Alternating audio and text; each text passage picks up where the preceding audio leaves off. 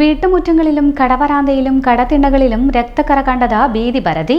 മണിയൂർ കുന്നത്തുകര ഉല്ലാസ് നഗറിലെ വട്ടക്കണ്ടി രാഘവൻ, വലിയപറമ്പത്ത് ബാബു എന്നിവരുടെ വീട്ടുമുറ്റത്തും വരാന്തയിലും പ്രദേശത്തെ സുധയുടെ ഉടമസ്ഥതയിലുള്ള റേഷൻ കടയുടെയും ഹനീഫയുടെ ഉടമസ്ഥതയിലുള്ള പലചരക്ക് കടയുടെയും തിണ്ണകളിലാണ് രക്തപ്പാടുകൾ കണ്ടത്. ബുധൻ രാവിലെയോടെയാണ് രക്തക്കറ നാട്ടുകാരുടെയും വീട്ടുകാരുടെയും ശ്രദ്ധയിൽപ്പെട്ടത്. വീടുകളുടെ പുറത്ത് രക്തക്കറ കണ്ടതോടെ നടത്തിയ അന്വേഷണത്തിലാണ് കടത്തിണ്ണകളിലും വഴികളിലും ഉണ്ടെന്ന് കണ്ടത്. ഇതോടെ പരിഭ്രാന്തരായ നാട്ടുകാർ പോലീസിൽ വിവരം അറിയിച്ചു. മൃഗങ്ങളുടെ രക്തമാവാനാണ് സാധ്യതയെന്ന പ്രാഥമിക നിഗമനത്തിലെത്തിയ പോലീസ് വനം വകുപ്പിനെ വിവരം അറിയിക്കുകയായിരുന്നു. പെരുവണ്ണാമൂഴിയിൽ നിന്നും വനംവകുപ്പ് ഉദ്യോഗസ്ഥർ സ്ഥലത്തെത്തി വിശദ പരിശോധന നടത്തി. തെരുവു നായ്ക്കൾ പരസ്പരം ആക്രമിച്ചതിനെ തുടർന്നുണ്ടായ രക്തപ്പാടുകളാണെന്ന് സ്ഥിരീകരിച്ചു. ഭീതിയോ ആശങ്കയോ വേണ്ടെന്നും അക്രമാസക്തരായ തെരുവു നായ്ക്കളെ ശ്രദ്ധിക്കണമെന്നും വനംവകുപ്പ് അധികൃതർ പറഞ്ഞു. ഇതോടെയാണ് ദുരൂഹത നീങ്ങിയത്.